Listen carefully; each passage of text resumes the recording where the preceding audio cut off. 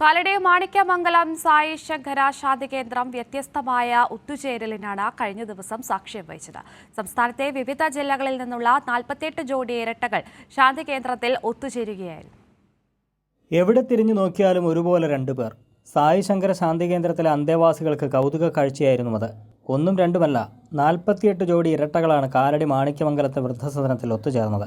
ഇരട്ട വിസ്മയം 2024 എന്ന പേരിലായിരുന്നു സംഗമം സംഘടിപ്പിച്ചത്.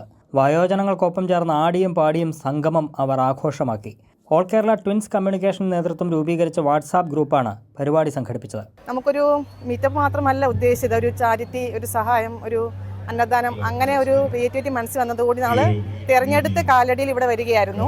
അങ്ങനെ ഈ അമ്മമാരെ അച്ഛന്മാരെ അടുത്ത് അവർക്കൊരു വിസ്മയമാവട്ടെ, സന്തോഷമാവട്ടെ എന്ന് കരുതിയിട്ട് നമ്മൾ ഇവിടെ തന്നെ ഞങ്ങൾ ഒത്തുകൂടുകയായിരുന്നു. വളരെ സന്തോഷം. കൊല്ലം സ്വദേശികളായ നൈനികയും നീതികയും ആയിരുന്നു ഇരട്ടകളിൽ ഏറ്റവും പ്രായം കുറഞ്ഞവർ. ഇരട്ടകളെ കൂടാതെ ഒറ്റ പ്രസവത്തിൽ ജനിച്ച 3 പേർ സംഗമത്തിനെത്തിയതും കൗതുക കാഴ്ചയായി. അതെ, തിയേറ്ററിന്റെ പേര് കണ്ടിട്ടാണ് അച്ഛൻ്റെ പേര് ഇട്ടത്.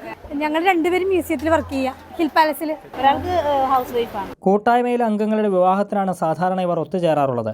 എന്നാൽ ഇത്തവണ അഗതി മന്ദിരത്തിലെ അന്തേവാസികൾക്കൊപ്പം ഒരു ദിനം ചെലവഴിക്കാൻ ഇവർ തീരുമാനിക്കുകയായിരുന്നു. ചലച്ചിത്ര നടൻ കൃഷ്ണയാണ് ഇരട്ടകളുടെ സംഗമം ഉദ്ഘാടനം ചെയ്തത്. കൈരളി ന്യൂസ്, കൊച്ചി.